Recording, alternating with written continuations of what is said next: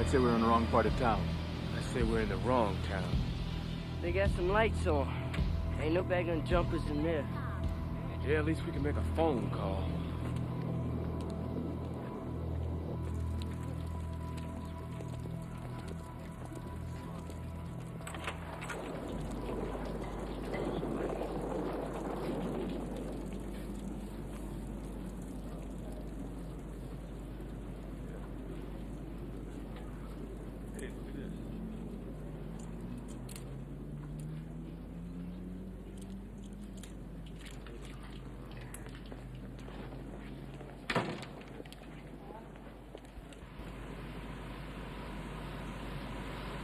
Get back to the party.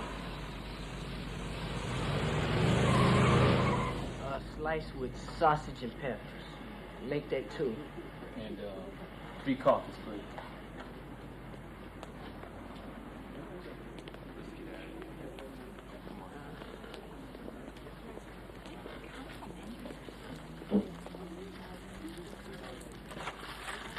Hey, you okay?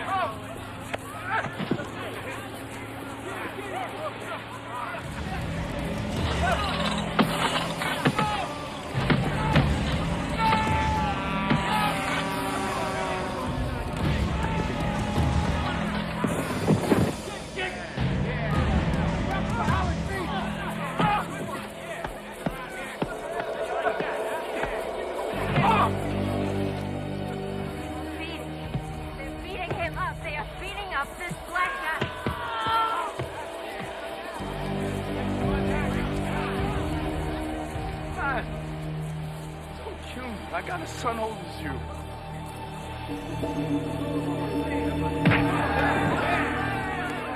You can get a cop over here. They got him in the bushes and they're hitting him with the crowbar. You want to get up?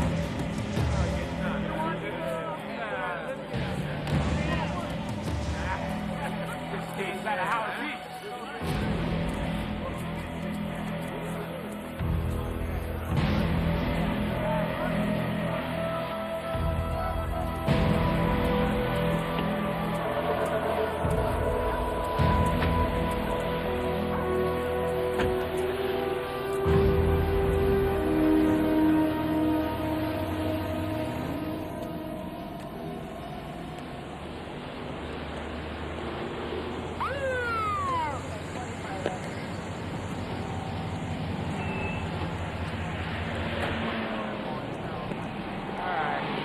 Against the car.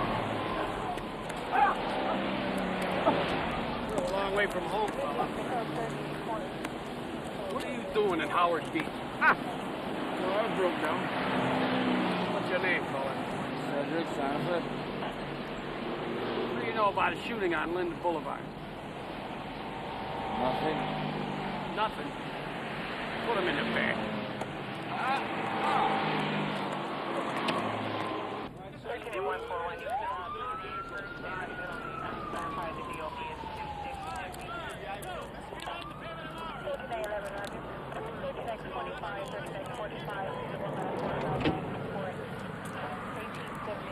Step out of the car here with me, please.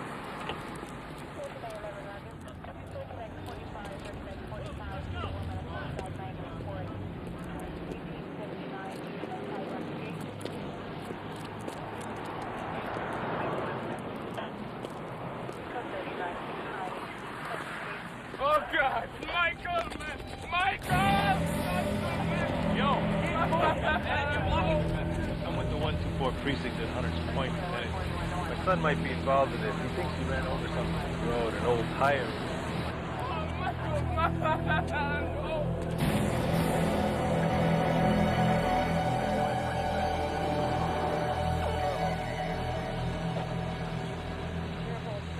Him! That's the kid who killed my stepson!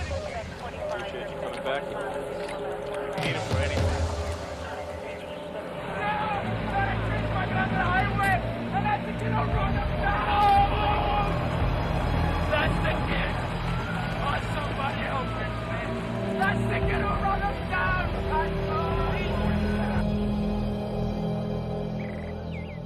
I looked everywhere, Dad, but I could not find that blue shirt I gave you for your birthday. I was sort of saving it for myself. All I found were some dirty sweatshirts. All my good stuff's in the wash. Closet top shelf. Kevin, it's your turn to get these dishes loaded. How am I getting into law school if I flunk this history test? Should have thought of that last night.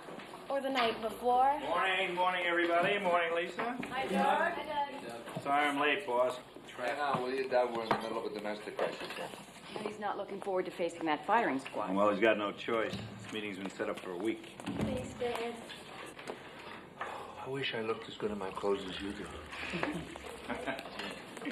See what happened in Howard Beach? Yeah, terrible. I'd like to unravel that one. No, thanks. Coffee. Bye, guys. Oh, you're right. Bye. Where's Kevin? I know a lot of you are upset about the two officers who were indicted in the Bronx last week. But as special prosecutor for the state of New York, I'm pledging to uphold the integrity of the entire justice system. That means going after crooked judges, crooked lawyers, and crooked cops. I know a lot of you feel cops are easy targets. Too easy. But I promise you, we're not turning our backs on corruption at other levels of the system. That's why I'm here to ask for your help. Spread the word among your members. If you see or hear any evidence of wrongdoing, please contact me through the Governor's Criminal Justice Office in Manhattan. Thanks very much for your time.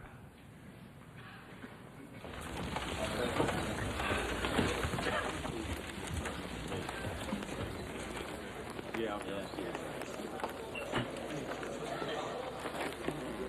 Let me tell you, boss, you really know how to work a crowd.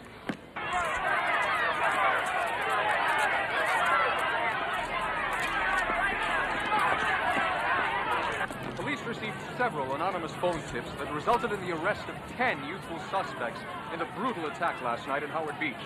At a news conference this morning, Mayor Koch described the incident as the #1 case in the city.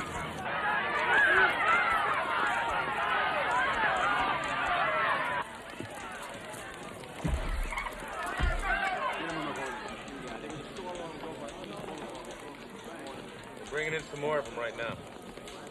That's John Lester, the kid with the record? Yeah, was booked last summer on car theft, possession of a loaded .32, pleaded guilty to the weapons charge. That one over there? Scott Kern, 17, clean record. Senior at Adams High. That's Ladone? Jason Ladone. Gave us some names of his friends this morning. What about him? How come he's limping? Michael Perone? Says he was in a motorcycle accident last year. Would you believe they cut me off? We slammed on the brakes and almost hit him. Then we started screaming back and forth. You know, calling them niggers and them calling us honky and stuff like that. Then we went back to the party and we told everyone what happened. And I said, hey, let's go back to the pizza place. Let's go get him. None of this would have never happened except for when they came out of the pizza place. One of the black guys pulled a knife. It's true. So what are we doing here, Counsel? Are we going to let him go or what? Give me a minute, will you? I'm waiting for a phone call from my boss. You're the assistant DA. You know we can't hold these kids without any hard evidence or a complaining witness. We're still trying to get Sandiford down here. He doesn't want to cooperate.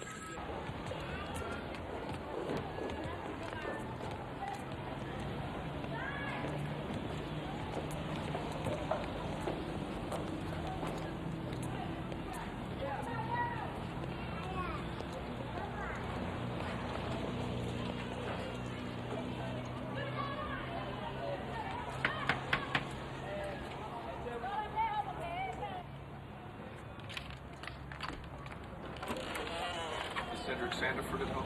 He's not available right now.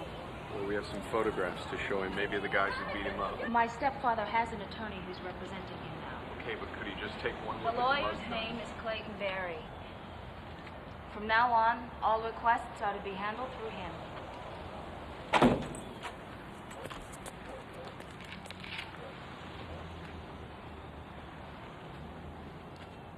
It's gonna be okay.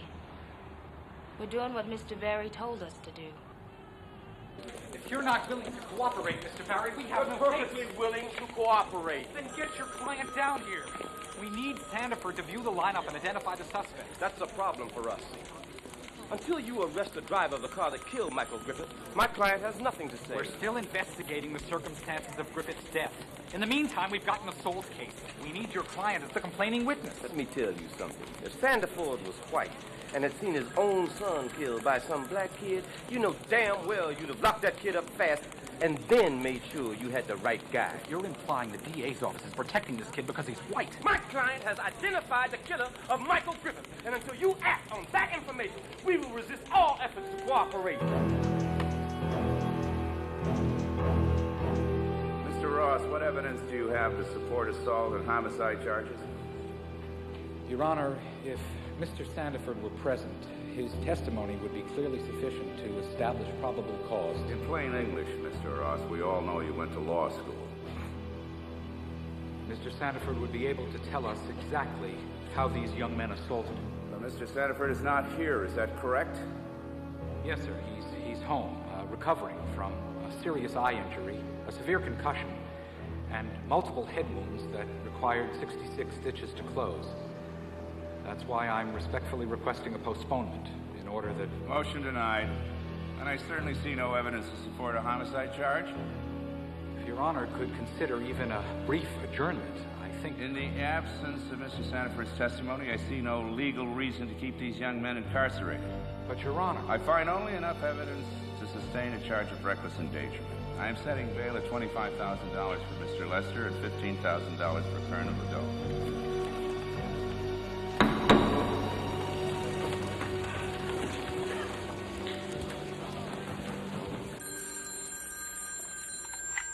Hello?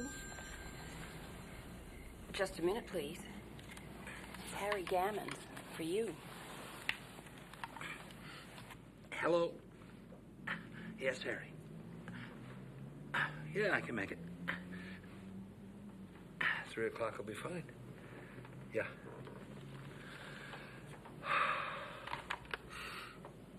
He wants me at a meeting tomorrow. Councilman Burke and I just got back from Albany. Meeting with the governor on this Howard Beach situation. The potential for racial violence here is unlimited. We need your help, Joe. What do you want me to do? Take over the case? As I understand it, the white kids all made bail on minor charges. That's why the black community is so outraged. They say it's murder. We need to show that we're taking their point of view seriously. If your investigation shows that murder charges are warranted, you go straight to a grand jury and reinstate those indictments. But if you find that murder charges are not warranted, then you'll have to make that argument to the black community in the strongest possible terms. Sandiford's lawyer has agreed to let him cooperate if you're involved. You'll have a free hand and all the resources you need. I'll let you know in the morning. How early? But Howard Beach is in Queens. Doesn't the Queens DA have jurisdiction? And has that ever happened before? Taking the case away from the elected DA? And why do they need a special prosecutor? I mean, if there was a special investigation for every unsolved crime in New York City, there wouldn't be enough prosecutors to go around. I'm so glad I asked for your opinion. Yeah. Save it for law school, Kevin. And pass the potatoes, please, do. I think you should do it, Dad. I feel bad for the family of that young boy who was killed. I'm sure they'd like to know how it happened. There's also a very serious issue here. Rightly or wrongly, blacks are convinced that a white man will never be convicted of killing a black in this city. I don't know, Dad. Sounds like you're being dragged from one political mess to another. Yeah, you're feeling burnt out on corruption. Where do you get a taste of Howard Beach? Yeah, well, at least Howard Beach can't be swept under the rug. But what if it goes to court, Dad? How long has it been since you faced a jury in a major trial? The Brasher case, wasn't it? Brasher? I was just a kid. Never even heard of. So what do you think, Dad? You gonna take the case or not?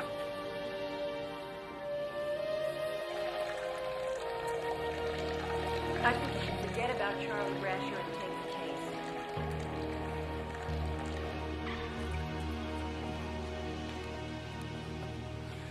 What's Brasher got to do with this? Isn't that what's bothering you? The Brasher case? How did you know? 23 years of marriage? That is what's bothering me. Bothers me every day, every time I think about it. Every time I visit him in prison. That was 7 years ago. The obstacles in that case were almost impossible to overcome. And almost exactly what I'd be up against in Howard Beach. A complex, highly emotional situation where it's probably going to be impossible to convince anybody of the truth. There's a hell of a lot more at stake here than one guy accused of a rape he didn't commit. If it's that important, why are you even hesitating?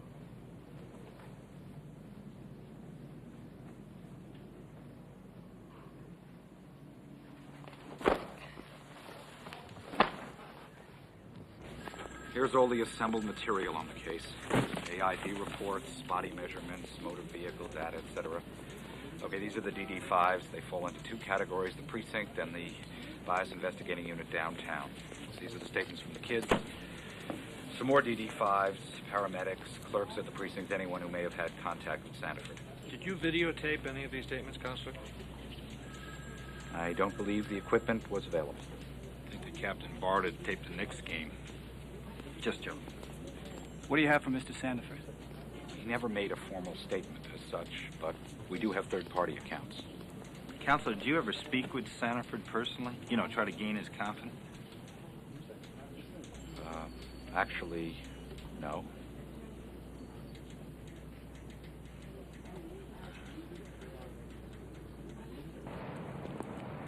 You know what these so-called third-party statements amount to? Quote, Cedric was treated very nicely. Cedric was never handcuffed. Cedric was offered 15 cups of coffee. The kids get to the pizzeria, they get out of the car, and then what? It's all a blur? That's what we're gonna have to find out.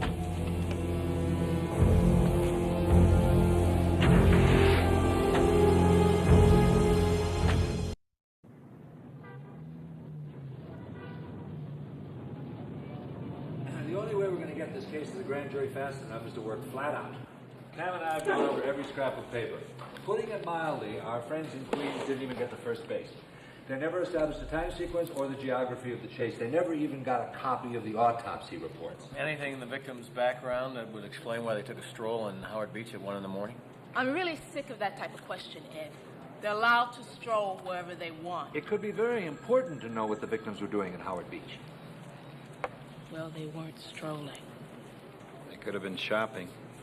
The autopsy report shows a trace of cocaine in Griffith's body.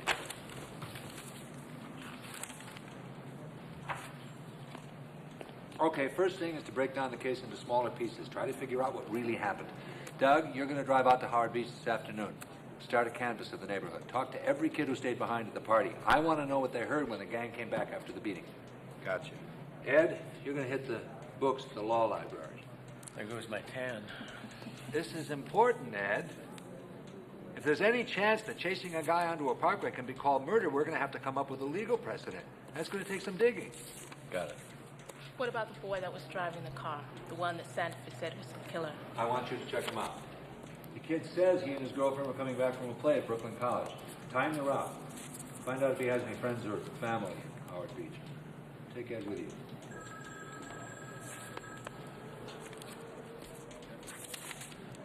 Any questions? Yeah. What's your hunch, boss? Have we got a murder case? I have no idea.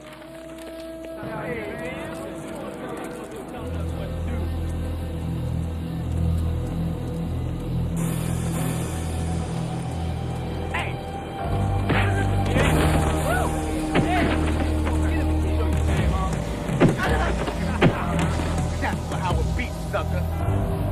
Right. No. That's Howard beat. Right.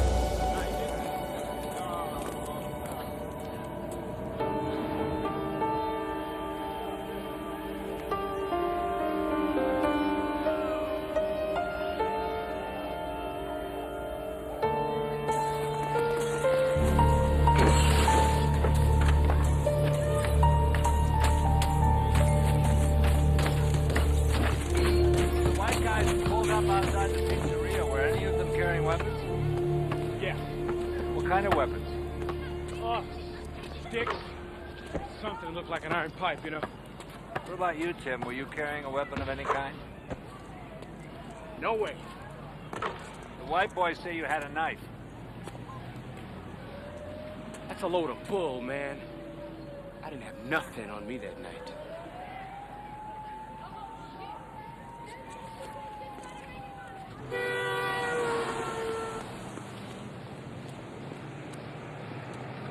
Morning. Hi. Another copycat racial incident last night. Talked to the kids who stayed at the party. All except one little thug. His mother slammed the door in my face. My boy can't talk to you, she tells me. He's an Eagle Scout. He's working on this project. It was a pretty kinky party for a bunch of young kids. They had a stripper, a lot of hard liquor, and get this, the stripper was dressed like a cop. I think I might know her.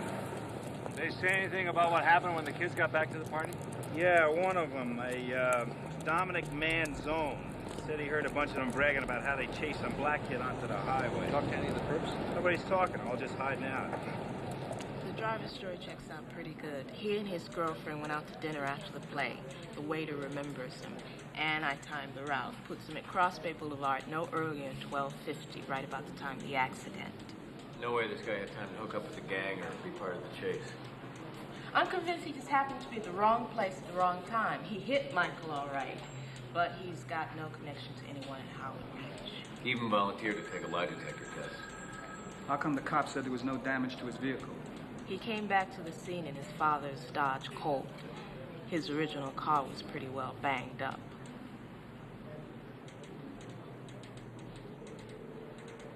I think it's time to get to Sandiford. We were only in that pizzeria for A few minutes. And you and Michael and Timothy Grimes came out the front door? We came out to the place. The white kids was pulling up in their cars.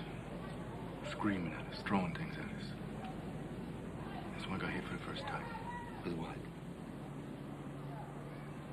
I went over this a million times with the cops that night. None of them believed me. It would be very helpful to hear it again.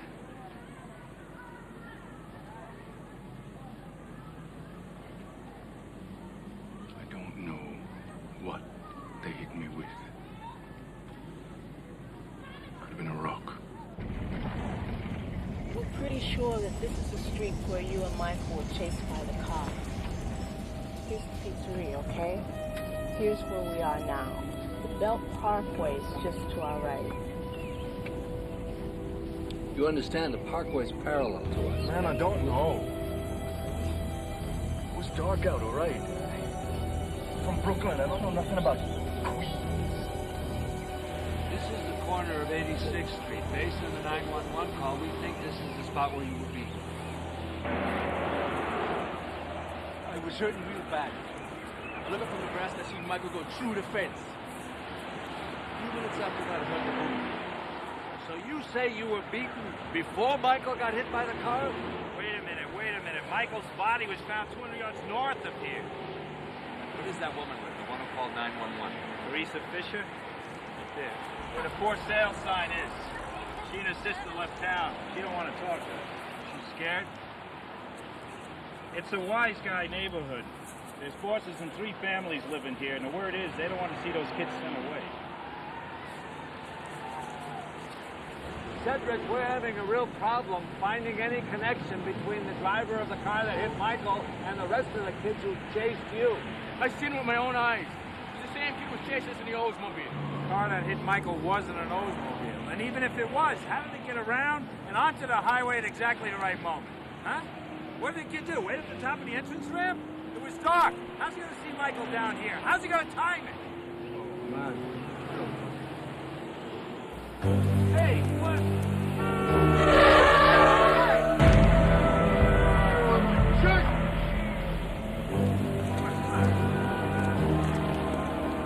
What in God's name? Just see how easy it is when nobody's trying to kill you.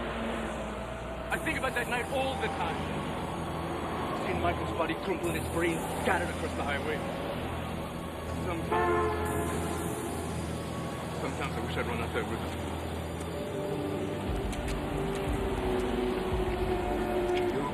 Huh? Yeah.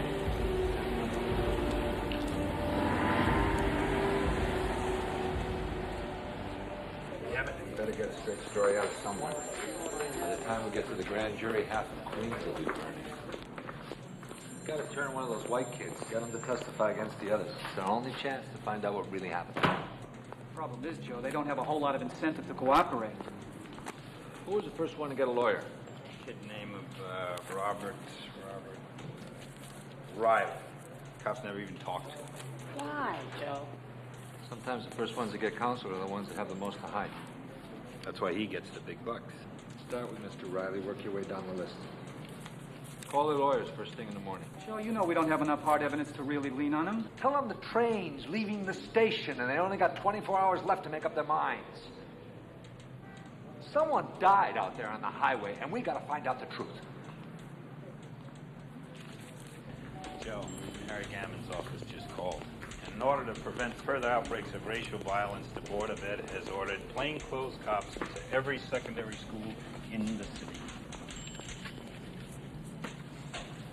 Coffee.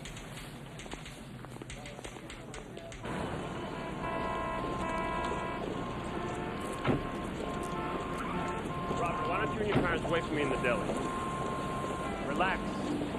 Ball's in my court now.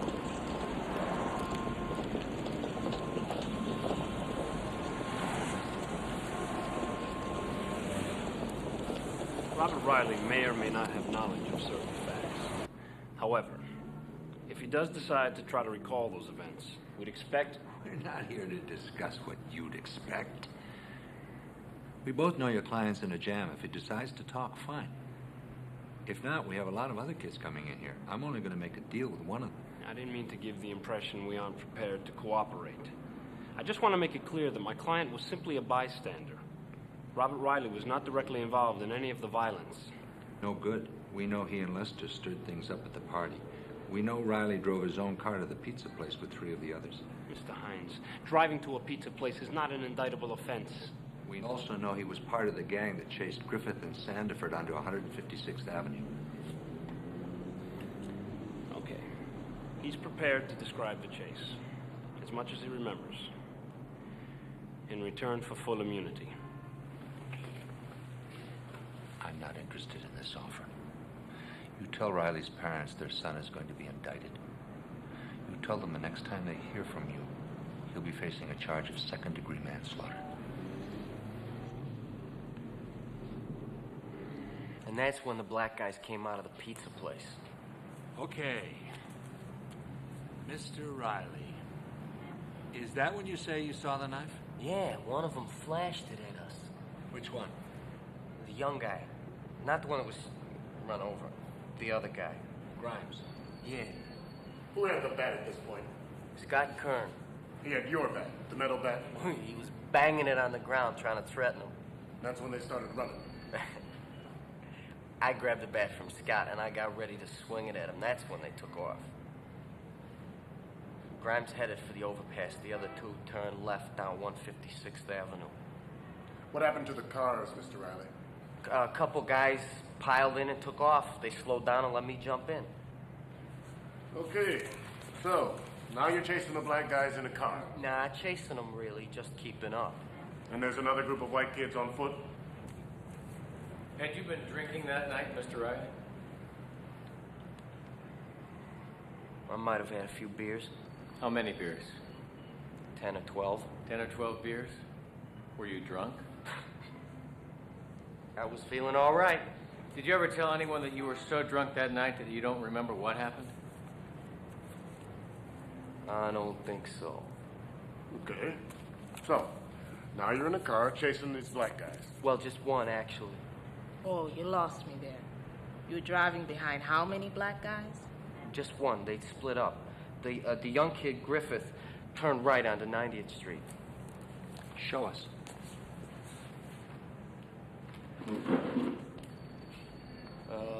One guy goes straight. The other one turns and starts running towards the parkway. What did you do? Went after him, right up to the guardrail. In the car? As far as we could. Then we got out and chased them. All 4 of you? 5. Michael Perrone was there, too. We have a witness who swears Michael Griffith ran through a hole in the fence at 86th Street. No way. We chased him onto the highway right here at 90th Street. I know this neighborhood. That's where he got hit. You still have the bat?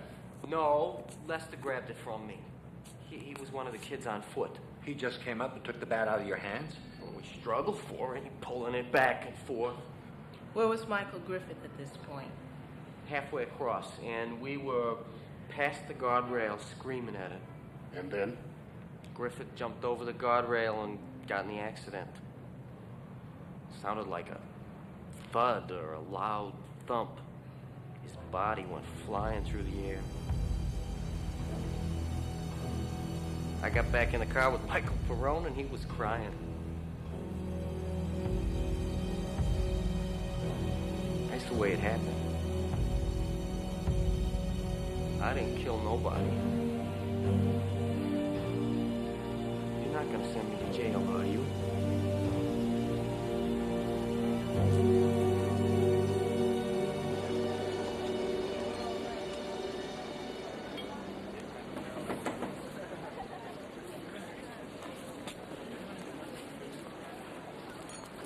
Tensions ran high along Cross Bay Boulevard and Howard Beach.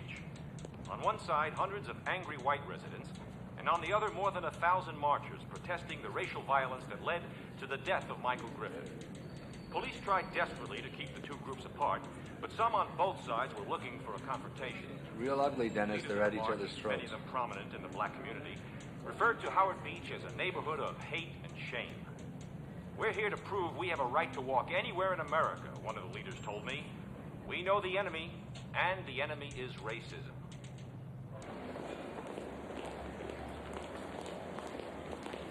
Joe. Joe, it's just tranquility. Here I am. Joe, the political realities are overtaking us. The white community is up in arms. Damn political realities. I got involved with the understanding that I'd be left alone to run this case exactly as I see fit. But all we're asking is that you make some kind of progress report. Call in a couple of reporters. Tell them you're looking at possible indictments on both sides. You know my position. I don't believe in press conferences. Well, you're going to have to make an exception in this case, Joe. The city council has a great deal of exposure. Harry, any type of pretrial publicity is inherently unfair to the defendants. Yeah. Tell me about it. Where the hell did they get this? Someone leaked the statement Lester gave to the cops. If it turns out those white kids were merely acting in self-defense. Speculation. They don't know if Lester's telling the truth. All right. All I'm asking is for a simple one-paragraph statement to the press that we're making progress. Slow. When I have a statement to make, I'll make it to the grand jury.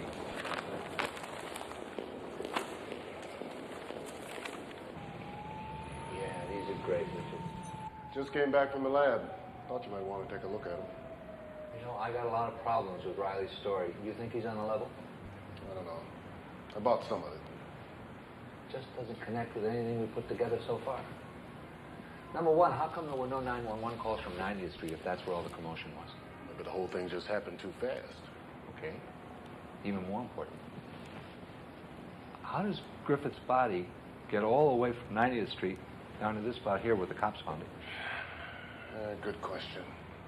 Riley's story about the body flying through the air is just impossible. Maybe we should go out to Randall's Island and test it. Well, not necessary, Joe. Let me show you something.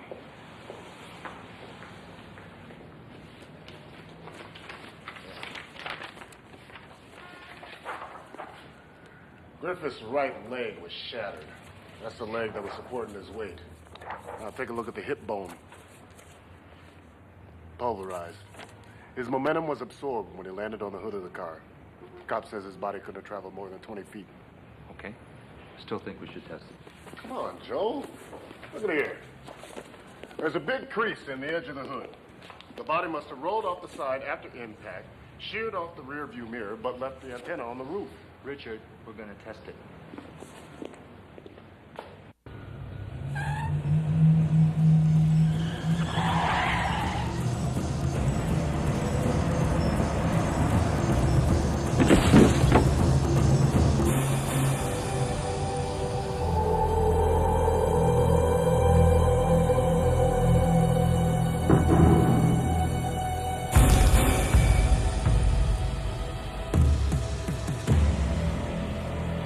Dummy's the same height and weight as Griffith.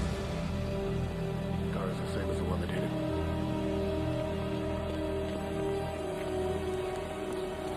It's 138 feet.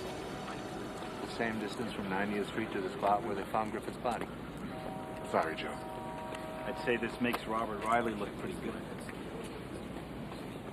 They chase a human being onto a busy highway. They see him crushed by a car at 55 miles an hour. They watch his body flying through the air almost half the length of a football field. Then they turn and chase another man 4 blocks and beat him to a bloody pulp with a metal bat. What kind of world is this?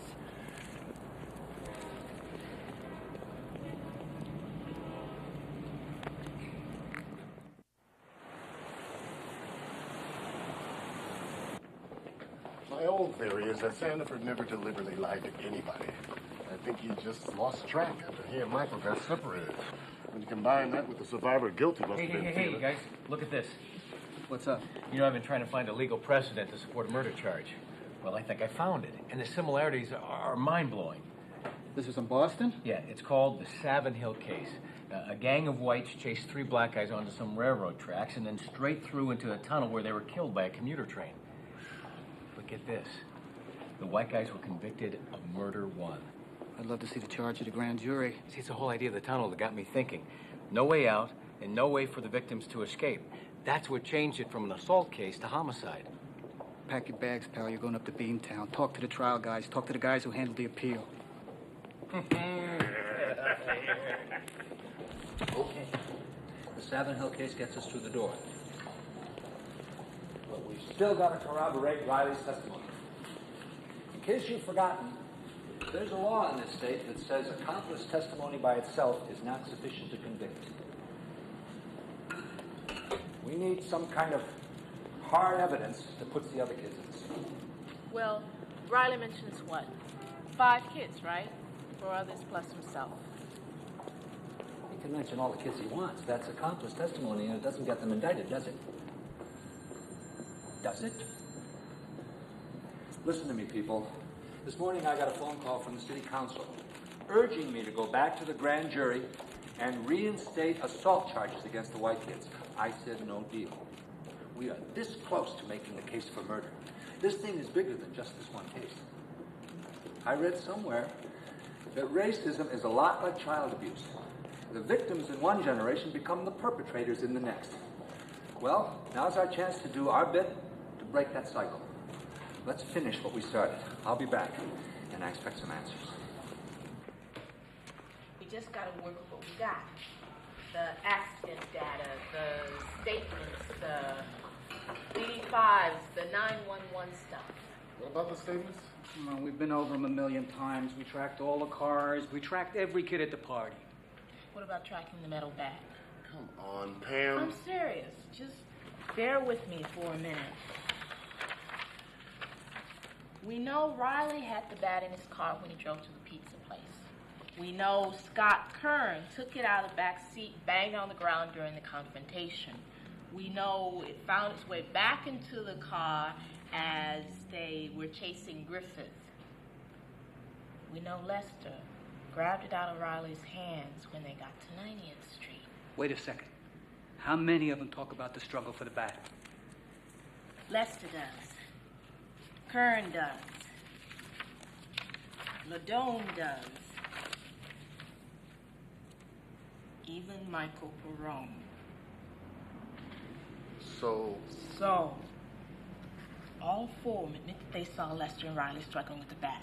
We know that happened during the chase down 90th Street. That places all 4 of them alongside Riley at the murder scene by their own admission. We got a case. We're ready for the grand jury. I think we should tell Joe. No!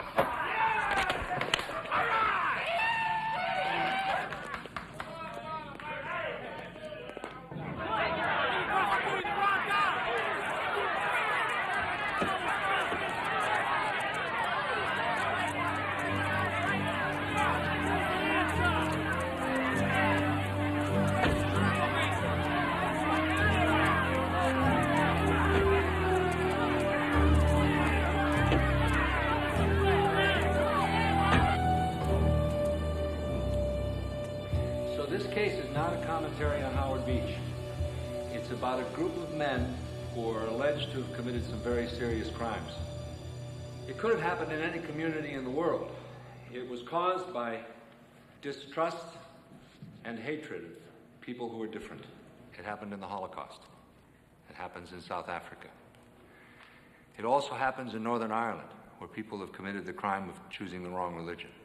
In the charge I'm about to give you, I will be very specific about the offenses that were committed that night. But the lesson we must all draw from this is a simple one. Unless we stop teaching our children to hate one another, the tragedy of Howard Beach will happen again.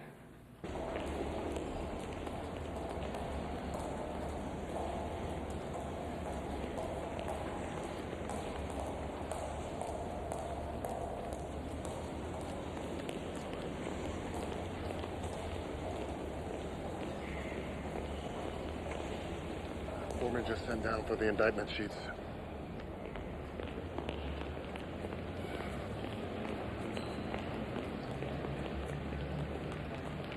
With respect to the accused John Lester, he is hereby charged with the crimes of second-degree murder, attempted murder, manslaughter, assault, riot, inciting to riot, and conspiracy, and is ordered to stand trial on these charges in criminal court. With respect to the accused Jason Ladone, he is hereby charged with the crimes of attempted murder, manslaughter, assault, and riot. He got it. All right. Gonna have to clean up that loose.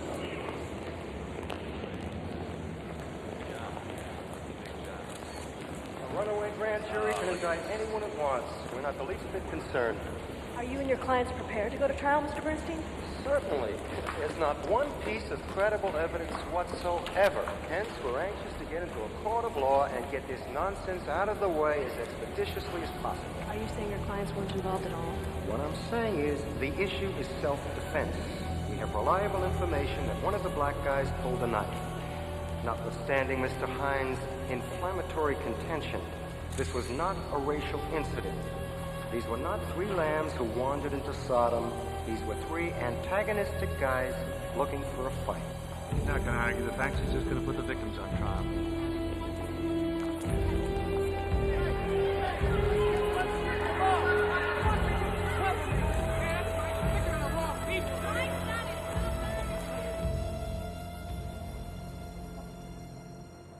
Taken from master tapes 345, 445, and 545. Please stand by for message 1, a 911 call. They are beating him. They're beating him up. They are beating up this black guy. Is this in front of your house, ma'am? You get a cop over here. They got him in the bushes and they're hitting him with the crowbar.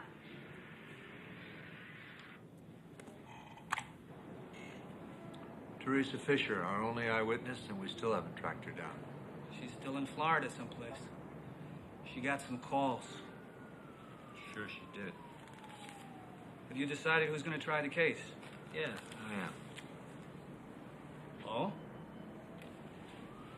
Great.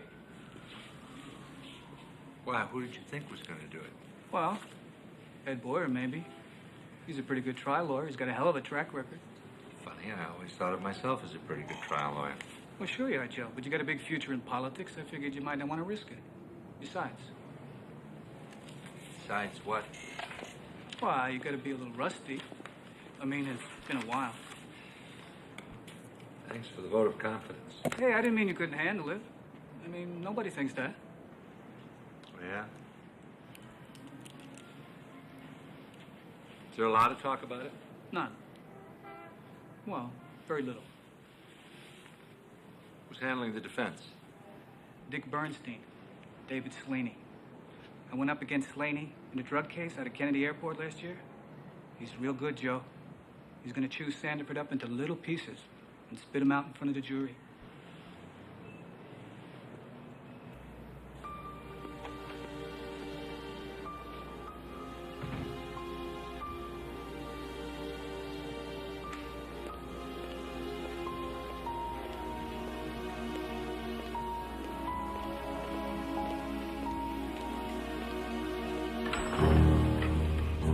Joe, say hello to Detectives Hafner and Weiss. Hello?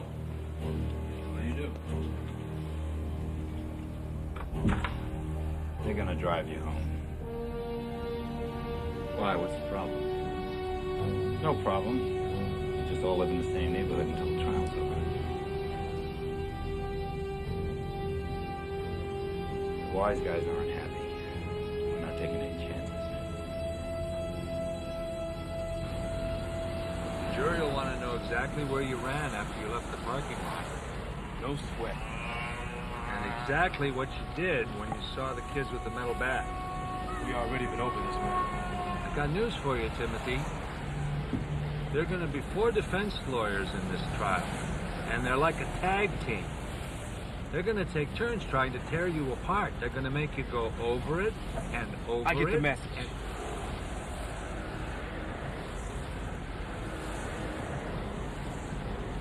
Tell the truth, it's easy. You don't have to try and remember what you already said.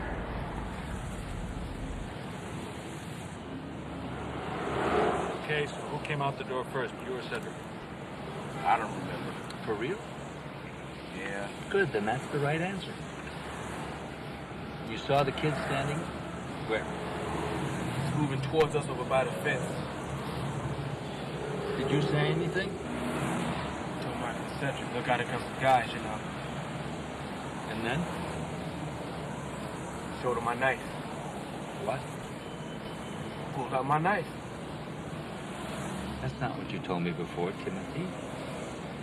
That is not what you told the grand jury, is it? Look, you the man just said if I told the truth, I know what I shit? Why in God's name didn't you tell me this before?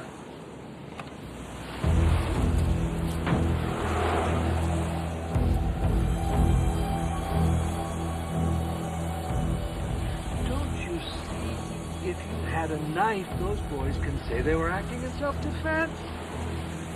Look, I flashed it at them to back them off. So you're saying you saw the bat first, before you came out with the blade? Damn right I saw the bat first. Everything okay here, Mr. Hines? Everything's just great.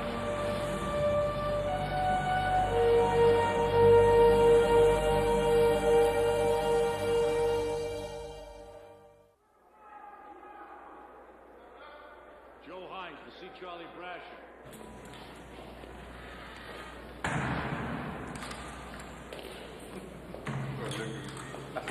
How you doing?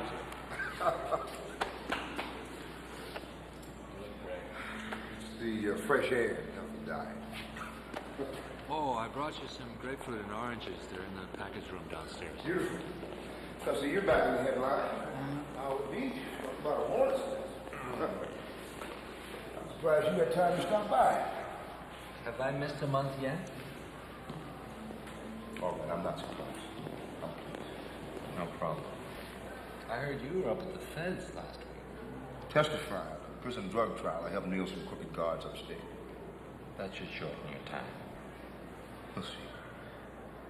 I wish it could be tomorrow, John. I know. Someday it will be tomorrow. So when you go to trial? Soon. Next week. Don't feel good to be strutting your stuff again, huh? Well, actually, I'm thinking of taking a step back on this one. I'm a little rusty. I can't even tell when a kid is lying to me anymore. So, you're not going to try the case? Not this one, no. So you're saying the jury's not going to be impressed if the state special prosecutor shows up to argue the case in person? You can't win just by showing up. You know that. You got to have the right skills. You got to have the right instincts. Hey, wait. What are you talking? Skills, instincts? You're the best trial lawyer in the state. I wasn't in 1979. You were then and you are now.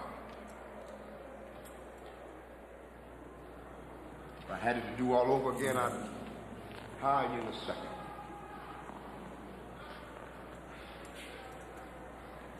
You want to win this Howard Beach case? It has to be won. Then go out there and win it. And don't you dare put it in anyone else's hands. You hear me? Go on, get out of here. Get back.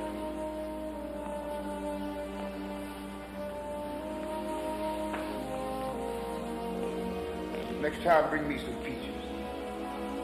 I like peaches.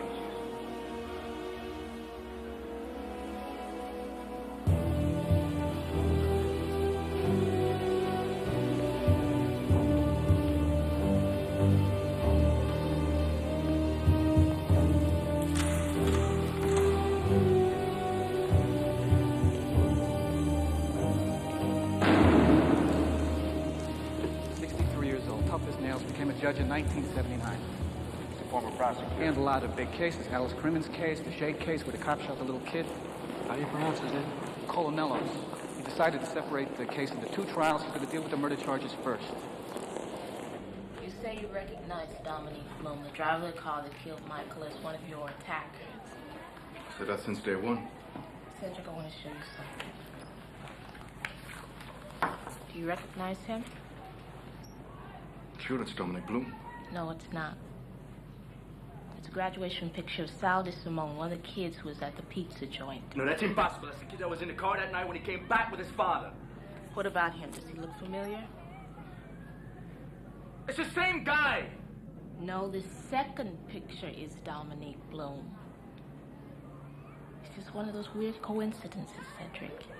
This is the kid who was driving the car. These kids never met each other. They're not related. They just happen to look very much alike. We also have some other evidence I want to show you.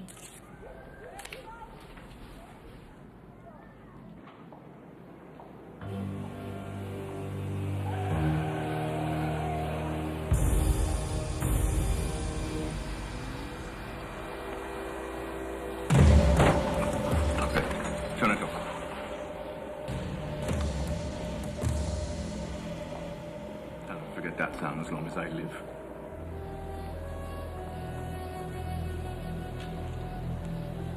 Where were you when you heard it the first time, Cedric? Was it in the grass? Was it after they beat you? No. It must have been before. I was looking toward the Parkway. Trying to see which way Michael ran.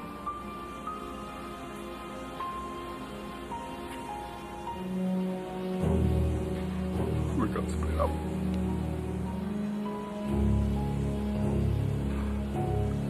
I just couldn't help it.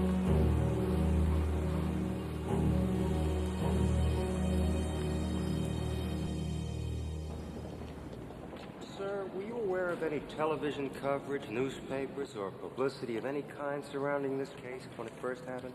No, sir. I was visiting my sister up in Rhode Island. I see. Fine. Thank you. Your Honor, I have no objections to this juror. Stay in touch with the jury room clerk, Mr. Keegan. You may proceed, Mr. Bernstein.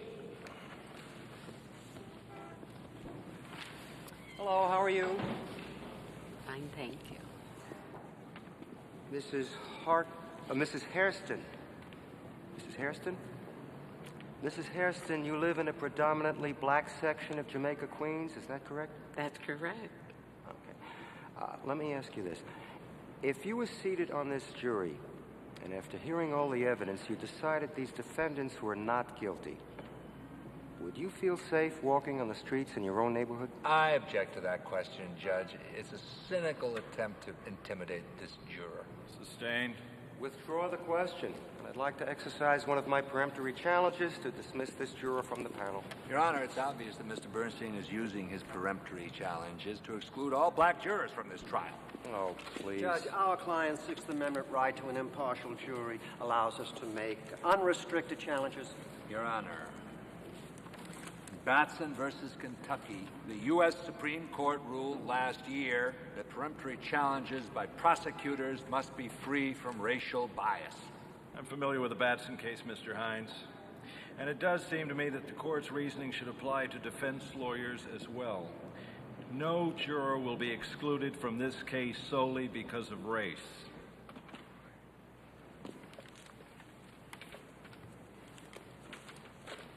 Is this a historic decision, Mr. Hines? It's a courageous decision, and it's fair. It's what we're going to have to deal with.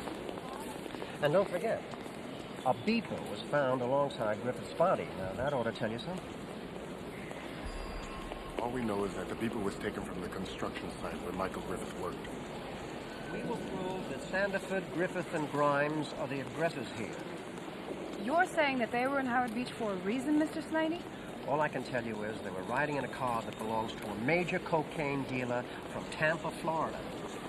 Any comment on that, Mr. Hines? Michael and Cedric were attacked for one reason, because they were black. That's the truth, and the world's going to know it. Excuse us. Appreciate it. Thank you. Remember to keep your voice up, Joe. It's a big courtroom. Better hang on to this just in case. I know that thing backwards and forwards. Howard Beach case finally gets underway. A case that's been called the racial Rorschach test for the entire country. At a time when drug-related crimes by blacks have inspired fear and outrage in white communities. What do you say, fellas? It's almost 10 o'clock.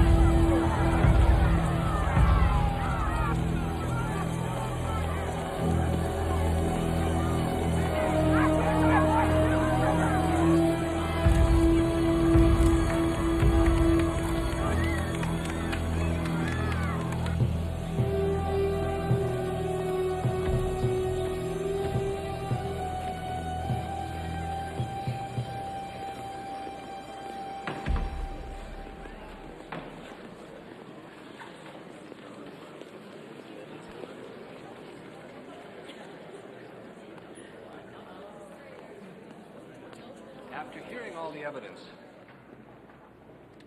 There are only two questions you will have to decide. Who killed Michael Griffith? And who chased Cedric Sandiford and beat him so savagely with tree limbs and a bat that he required 66 stitches to close up his wounds? Ladies and gentlemen, it will become very, very clear to you that as Michael Griffith veered off onto 90th Street, a short, narrow block, surrounded by wrought iron, chain link, and wooden fences. And as he was chased by an automobile and by people on foot who were armed with weapons and who were shouting threats of violence, that short, narrow block became, in every sense, a tunnel. The only escape from which was to place the traffic of the Belt Parkway between himself and his attackers. You will learn that most of Mr. Hines's witnesses have given 2 and 3 and 4 different stories. You'll hear Robert Riley admit that he bought his way out of this case, that he sold his soul so that he wouldn't have to sit here with the other defendants. And I'll show that when this incident occurred, Cedric Sandiford refused to cooperate with the police. Now, is that normal behavior for a man who was supposedly an innocent victim? I mean, Grimes wouldn't cooperate either. And then, lo and behold, it turns out that their friend Griffith had substantial amounts of cocaine in his system. That's disgraceful. You going to prove that, Mr. Slaney? Yeah. Yeah, I'm going to prove that. He's seen the lab report. There was very little cocaine in Michael's system. And I will show that from the start, Mr. Hines targeted these young men. Whether there was any evidence or not, he was going to push this round peg into the square hole, no matter how he got it in.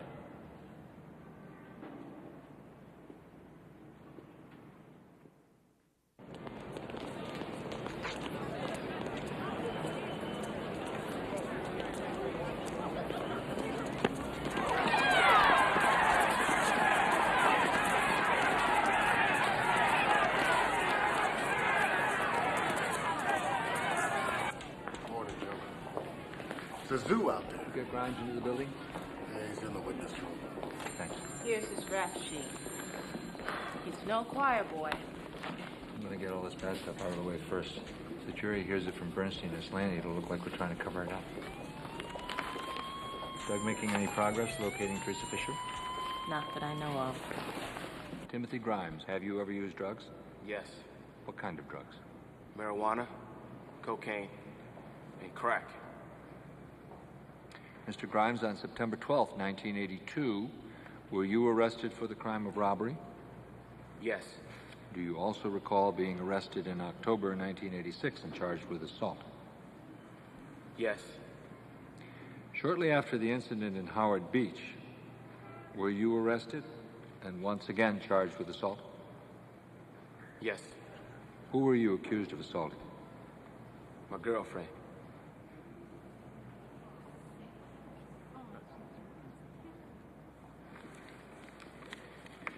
Mr. Grimes, you told us this morning that you committed a robbery on September the 12th. Is that correct? What year? Oh? Well, just how many stick-ups have you committed? Sustained. Come on now, Mr. Slaney. So, do you remember that you and your friend stuck up Mrs. Vitale and her husband? Do you recall that incident? Yes. And you told us that it was something that just came up out of the blue. Is that correct? Well, sir, did you plan the robbery? No. So, What you're saying is that you are the type of person who, when he's out walking on the street, as soon as he sees some poor victim, why, he just goes over and rips him off. So, when your friend stuck the gun to Mrs. Vitale in the car, you were there, weren't you? Yes. And she was afraid, correct? Yeah. Yes, well, sir, I'll bet she was really afraid when you told her, get over here or we'll kill you. Didn't you tell her that? No.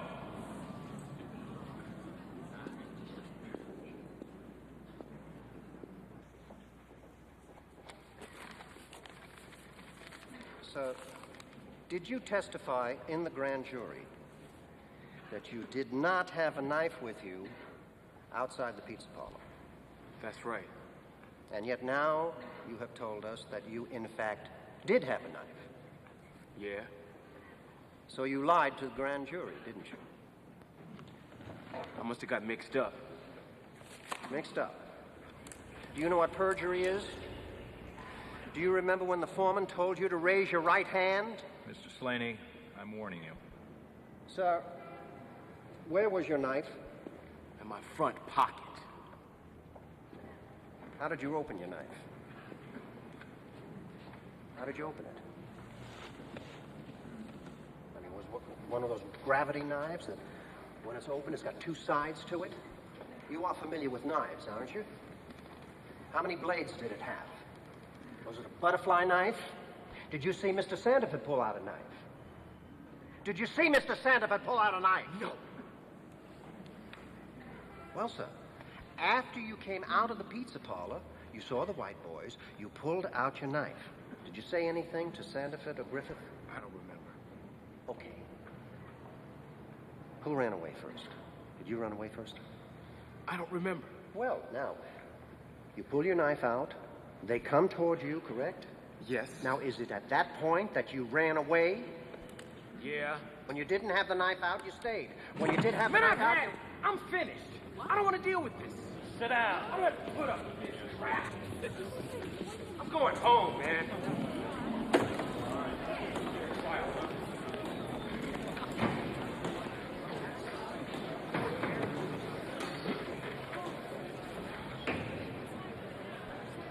You said you'd keep Grimes on the stand until you broke him down. Is that what you feel you accomplished? Grimes has no respect for the court, no respect for the jury. He's got no respect for anyone. And the jury is beginning to realize who the aggressor is here. Excuse me. Sir, how about a state? Slaney was absolutely brilliant. And if he gets to Sandiford like that, it's all over. I've been watching the jury, Joe. They didn't like Grimes even before he stormed out of there. How do you neutralize an impression like that? How do you make them focus on the bigger issue? Mr. Hines, you have a witness or not? I believe so, Your Honor. It'll just be a moment. What the hell's going on?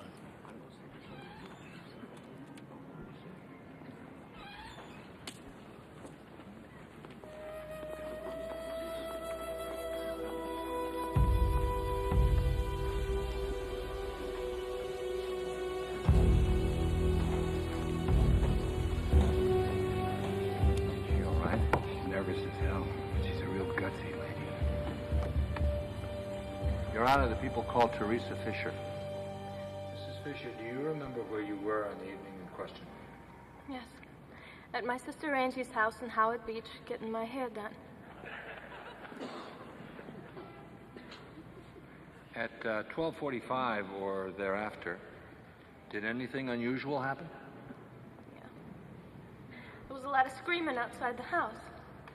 I got up and ran to the front door and looked outside, and I saw a whole bunch of white guys beating up on this black guy across the street. Did you notice if any of the boys had weapons? Well, at that time, a crowbar was being used on the black guy. One of the other kids had a tree stump. Would you tell the jury how the crowbar was being used? They chased the black guy to the fence, and he was trying to climb over, but they dragged him down, started kicking him and beating him with it, like this. Now, at this point, Did you make a telephone call? Yes, I did. I called 911. Mrs. Fisher, I'm confused. You told us you were on the porch, the front porch, in the middle of a phone call to 911. You told us you were frightened. You told us it was dark out, and your sister was trying to pull you back in the house.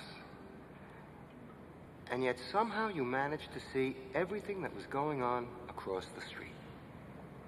That's right.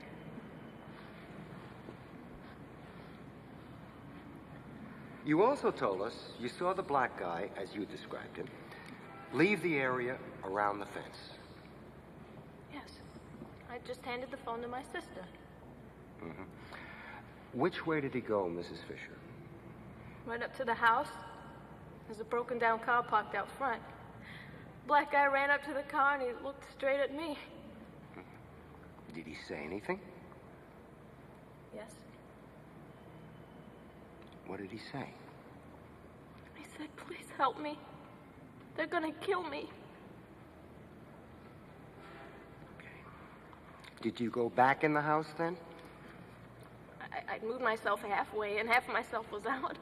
I says to Angie... Listen to the question, please. Did you go back in the house then, yes or no? She went back halfway in, all right? I'd like an answer to my question, please. You indicated at one point you went outside for several minutes. He's getting me upset, Judge. This is ridiculous. This is crazy. Please. Your Honor, could we have a moment? Do you have another question, Mr. Bernstein? I certainly do. Okay. You're halfway inside the house. What happened then? Well, my other sister, Rosa, came back with my car.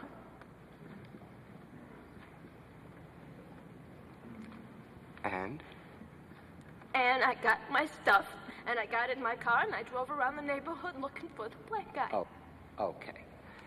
Now, in driving around, how long did you drive around? Your Honor, this kind of harassment. I'm trying to establish a meaningful time sequence. I was screaming out of my car, would you please come? I'm trying to help you. I'm the girl you saw standing on the stoop, and I want to get you out of the neighborhood. I'll ask you again, Mrs. Fisher. How long were you driving around? Was it 5 minutes? Was it 10 minutes? Was it an hour and 20 minutes? You're asking me minutes. If you were there, you can't keep track of minutes when there's someone you think is about to die. You don't know what you're asking. You're asking me minutes? I was worried about this guy's life.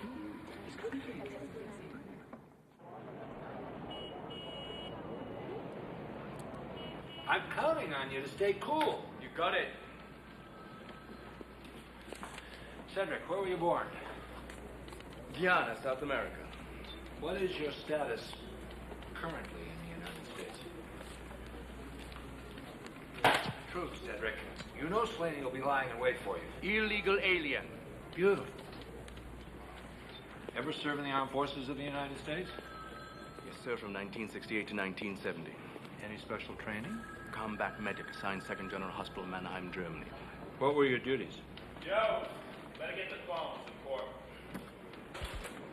He's coming. Hello, Hines. What do you mean a computational error? How is that even possible? Well, they damn well ought to find out whose fault it was and shoot him. The ME's office really did a job on us. They say Griffith had 10 times as much cocaine in his system as we thought previously. What? They ran more tests? They ran a million tests. There was some kind of screw-up in the lab. Bernstein and Slaney are going to have a field day. Tell me about it. Still a tiny amount of cocaine, less than a milligram per liter. We'll get Dr. Haber, the toxicologist from Cornell, to explain it to the jury. Maybe it'll sound better coming from an expert. Mm-hmm. If you believe that, I got some swampland I want to talk to you about. And you testified this morning that you developed a drug problem in the Army. Yes, sir. What exactly was your drug problem? I did marijuana and cocaine. At the time, I didn't think I had a problem. Well, how much marijuana and cocaine did you do that you didn't think you had a drug problem? Wait a minute. Already? Mr. Slaney, I don't like that remark, already. That suggests to me that you may be up to something that you shouldn't be up to. Thank you. Well, sir. You also testified that you had 2 arrests, is that correct? Yes, sir. And I believe one was for possession of a sawed-off shotgun. Failing to register a sawed-off shotgun. Can you register a sawed-off shotgun? That's objected to. Sustained. Yes or no? Is it legal to have a sawed-off shotgun anywhere in this United States? Objection. He's at it again, Your Honor. Sustained. Mr. Slaney, you're asking argumentative questions. Yes or no is argumentative? Sustained. You testified before the grand jury. Is that correct? Yes, sir. And do you recall being asked these questions and giving these answers? Question. After you ran 3 or 4 blocks, what happened? Answer. They caught up with us. Question. How far did you run before you had the next contact with this group? Answer. I ran about 3 more blocks, and they caught up with us again. Recall being asked those questions and giving those answers? Yes, sir. And the us in those answers, sir. Didn't that refer to you and Michael Griffith? No, sir. Speaking about me to the grand jury, sir. And you were referring to yourself as us? I must have misused the word, sir. Isn't it a fact, Mr. Sanford, that the last time you saw Michael Griffith, he was crawling through that hole in the fence at 86th Street? No, sir. The last time I saw Michael, he was dead on the Parkway.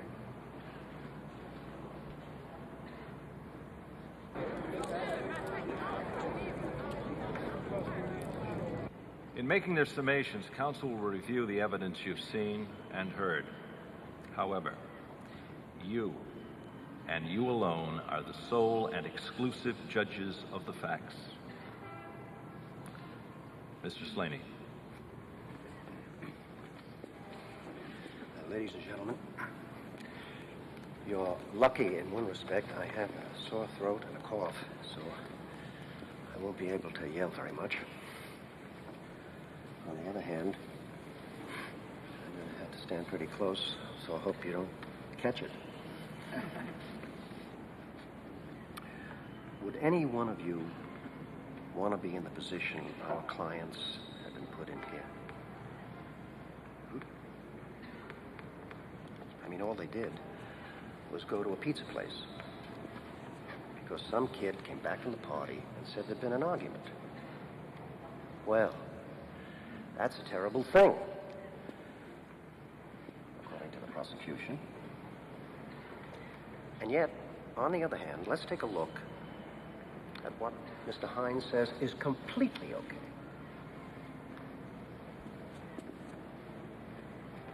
Driving around with a sawed-off shotgun, that's okay.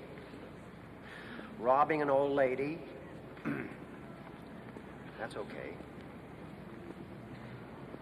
Stabbing your girlfriend and taking the money to buy drugs, that's okay. There is not one damn thing wrong with anything their witnesses did. It's just, hey, they were in the wrong place at the wrong time. Excuse me. I don't understand how Sandiford and Grimes can come in here and tell us 50 different versions of what happened that night. And the prosecution backs them up and says, forget the fact that all those other versions were barefaced lies. I mean, if you were in the street, you would slap somebody for insulting your intelligence, telling you all these stories.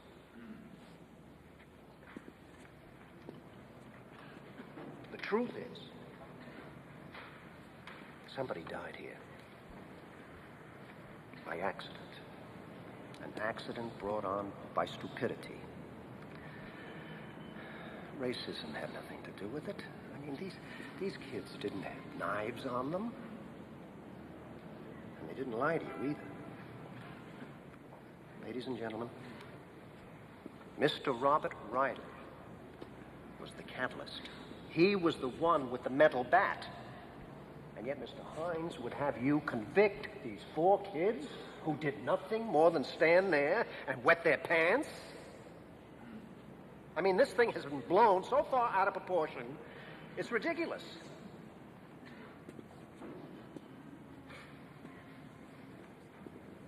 So, in conclusion,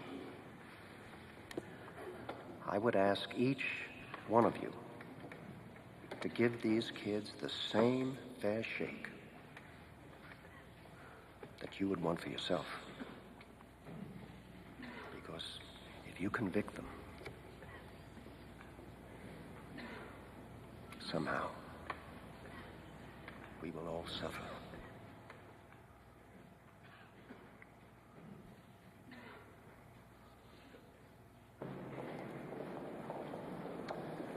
What did you think? He certainly had them leaning his way, that's for sure. The judge wants me to go ahead with my summation. It's almost 6:30. The jury's all rung out. If I let him sleep on it, Slaney's rhetoric has a chance to sink in. I don't know. It's a toss-up, Joe. You certainly don't want to brood about it till tomorrow morning.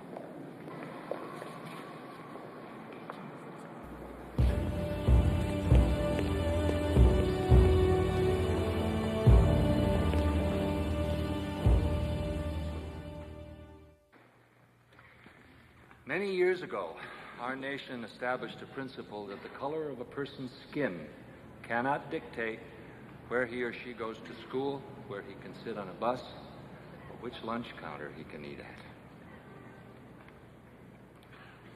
Nor can it determine where one travels or when a person's time to die is. So no matter how the lawyers for these defendants try to destroy the reputations and character of Michael Griffith, Cedric Sandiford, and Timothy Grimes, the law and fundamental principles of human dignity say they were entitled to walk the streets of Queens County without fear of violent attack, humiliation, or death. Remember, please, that Cedric Sandiford is not on trial here. He's the victim. Remember, please, that Timothy Grimes is not on trial. He's a victim. Nor is the memory of Michael Griffith on trial. He was a victim. These 4 defendants sitting in front of you are on trial. What kind of people are they? They never lifted a finger to help the human being crushed by a car 30 yards in front of them. Instead, they reacted with utter depravity and total indifference. They turned, chased down another human being, and savagely beat him with a tree limb and a metal bat. Use the evidence to picture what really happened that night.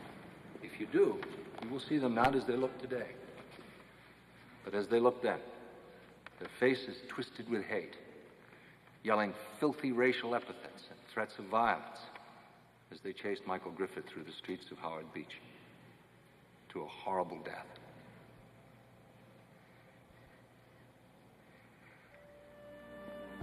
You can't roll back the clock. You can't change anything that happened that night. Your verdict can be the spark to light the candle of justice that will be seen for decades to come.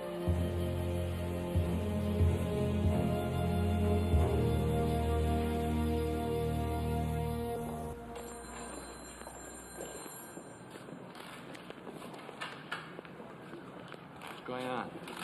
The jury sent down a note asking to see Grimes' testimony on the confrontation at the pizza joint. Not a good sign. Means they're probably arguing about self-defense. All it takes is one holdout, and everything we've been working for goes right out the window. He's been out for 10 days. It's going to be a mystery. I gotta get some aspirin. I'll take a walk with you. How many you got? 6.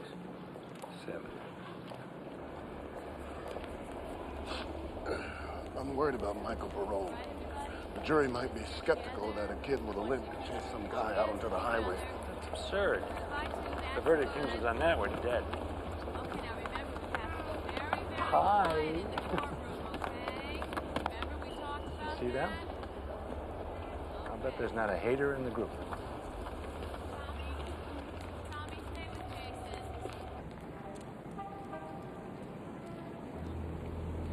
Madam Forelady, have you reached a verdict? We have, Your Honor. As to the defendant, Michael Perrone, we find him not guilty on all counts.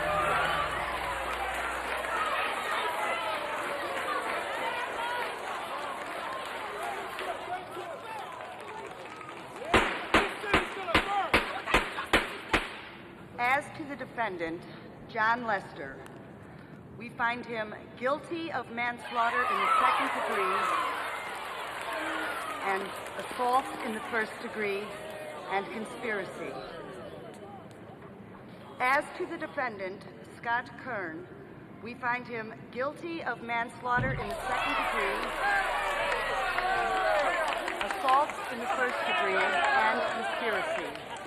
As to the defendant, Jason Ladone, we find him guilty of manslaughter in the second degree and assault in the first degree.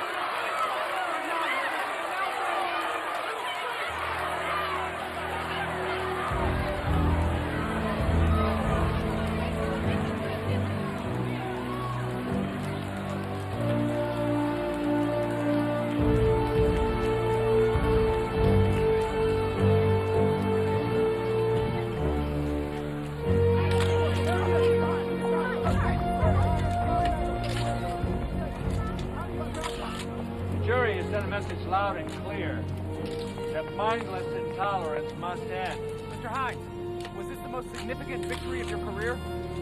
There are no winners today. Families have been destroyed. On both sides. Does this mean that the destruction of black life will no longer be tolerated? The destruction of any life.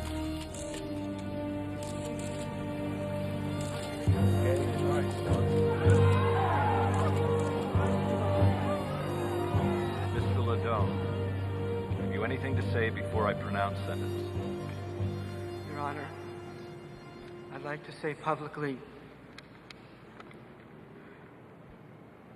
I'm sorry, Mrs. Griffith, for your senseless loss. I'm sorry, Mom and Dad, that your lives and hopes have been so violently turned around.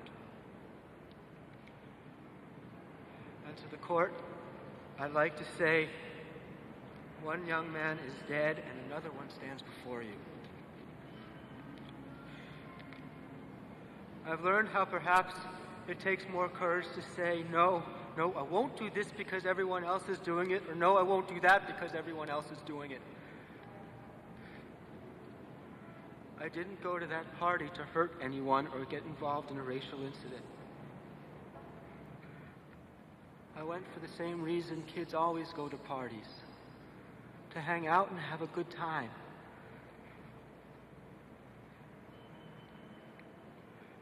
We now know too well how and where that good time ended.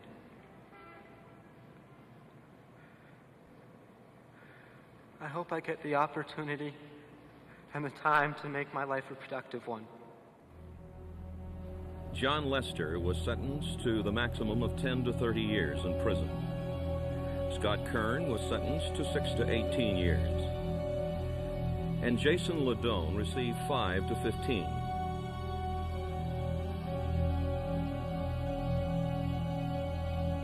The convictions were upheld on appeal, A further appeal is pending in a higher court.